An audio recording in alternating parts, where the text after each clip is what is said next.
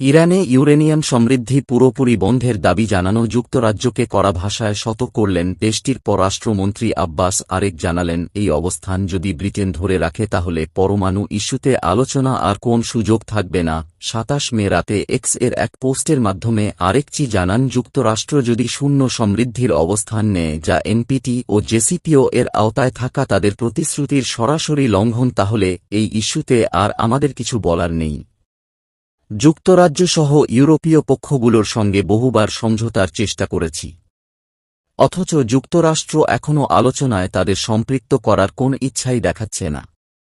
অন্যদিকে সংবাদ মাধ্যম রয়টার্সের বরাতে জানা যায়, যুক্তরাষ্ট্রের সঙ্গে পারমাণবিক কর্মসূচি নিয়ে চলমান আলোচনায় কোন চুক্তি না হলেও ইরান টিকে থাকতে পারবে। এক সাক্ষাৎকারে এমনটাই বলেছেন ইরানের প্রেসিডেন্ট মাসুদ পেতেন। তিনি এমন এক সময় এই মন্তব্য করলেন যখন মার্কিন প্রেসিডেন্ট ডোনাল্ড ট্রাম্প তেহরানের সঙ্গে সপ্তাহ শেষে হওয়া পারমাণবিক আলোচনাকে খুব ভালো বলে বর্ণনা করেন। এই আলোচনা দীর্ঘদিনের পারমাণবিক বিতর্ক নিষ্পত্তির লক্ষ্যেই চলছে। ট্রাম্প হুমকি দিয়েছেন, যদি কোন নতুন পারমাণবিক চুক্তি না হয় তাহলে ইরানের উপর চরম অর্থনৈতিক নিষেধাজ্ঞা এবং বোমা হামলা চালানো হতে পারে।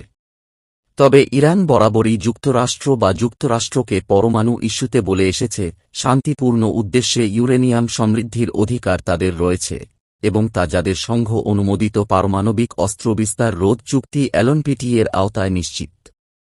কিন্তু পশ্চিমা বিশ্ব, বিশেষ করে যুক্তরাষ্ট্র ও ইসরায়েল, এই সমৃদ্ধি প্রক্রিয়াকে সম্ভাব্য পারমাণবিক অস্ত্র কর্মসূচির অংশ হিসেবে বিবেচনা করছে।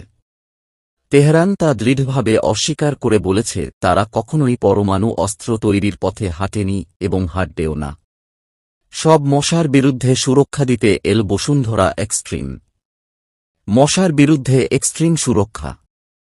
মাত্র এক সপ্তাহ আগেই ২০ মে সর্বোচ্চ নেতা আয়াতুল্লাহ আলী খামেনি এক বক্তব্যে বলেন, ইরান কাউকে জিজ্ঞেস করে পরমাণু সমৃদ্ধ করবে না। এ নিয়ে যুক্তরাষ্ট্রের অর্থহীন মন্তব্য বন্ধ করা উচিত। বিশ্লেষকদের মতে এই বক্তব্য মূলত পশ্চিমা পক্ষের জন্য একটি চূড়ান্ত বার্তা, তেহরান তাদের পরমাণু ক্ষমতা নিয়ে কোন অপমানজনক সমঝোতা করতে রাজি নয়। ২০১৫ সালের জেসিপিও এ চুক্তি থেকে যুক্তরাষ্ট্র ২০১৮ সালে একতরফাভাবে সরে যাওয়ার পর থেকেই এই চুক্তি কার্যত অকার্যকর হয়ে পড়ে। ইউরোপীয় পক্ষগুলো যদিও আলোচনা টিকিয়ে রাখার চেষ্টা করেছে, তবে তেহরানের অভিযোগ তারা কার্যত ওয়াশিংটনের অনুগামী হিসেবেই কাজ করছে। যুক্তরাজ্যের শূন্য সমৃদ্ধির দাবিকে তেহরান সরাসরি চুক্তিভঙ্গ বলেই মনে করছে, যার ফলে আলোচনার দরজা বন্ধ হয়ে যাওয়ার সম্ভাবনাও এখন প্রবল। ইরান যুক্তরাজ্য দ্বন্দ্ব শুধু দুই দেশের মধ্যে সীমাবদ্ধ নয়, এটি কার্যত ইরান বনাম পশ্চিমা বিশ্বের মধ্যে দীর্ঘস্থায়ী কূটনৈতিক উত্তেজনার প্রতিচ্ছবি। সাম্প্রতিক এই হুঁশিয়ারি প্রমাণ করে সমঝোতার পথ আর তেমন সুগম নয় এবং নিকট ভবিষ্যতে পরমাণু উত্তেজনা আরও তীব্র হতে পারে।